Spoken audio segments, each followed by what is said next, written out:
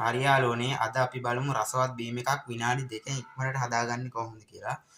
ඒකට මම මුලින්ම මේ වගේ කඩෙන් කෝඩියල් පැකට් එකක් ගෙනාවා. ඕගොල්ලොත් මේ වගේ කෝඩියල් පැකට් එකක් ගෙනල්ලා මේ වගේ ජොග්ගුවකට දාගන්න. මම මේක මුලින්ම ජොග්ගුවකට දාගන්නම්.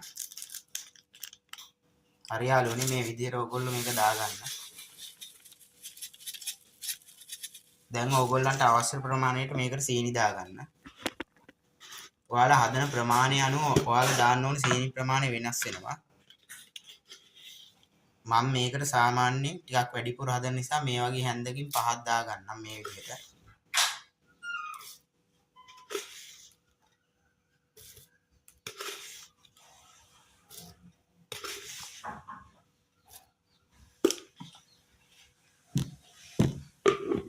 හරි යාළුවනේ ඕගොල්ලන්ට මේකට ලුණු පොඩ්ඩකුත් දාගන්න.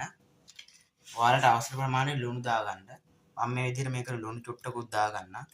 හරි යාළුවනේ දැන් ඕගොල්ලන්ට අවශ්‍ය ප්‍රමාණයට මේකට වතුර දාගන්න. මම මේ විදිහට මේකට වතුර ටිකක් දාගන්න.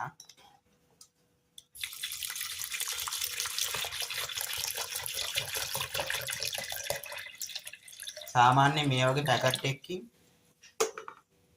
බීම හදන්න පුළුවන් සාමාන්‍ය මිලිලීටර් 500ක් වගේ.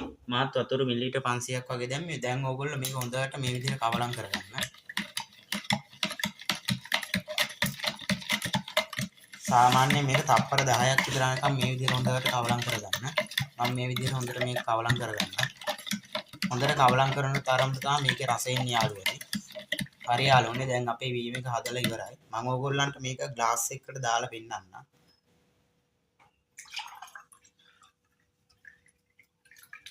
හරි යාළුවනේ මේ තියෙන්නේ මම හදපු රසවත්ම බීම් එක.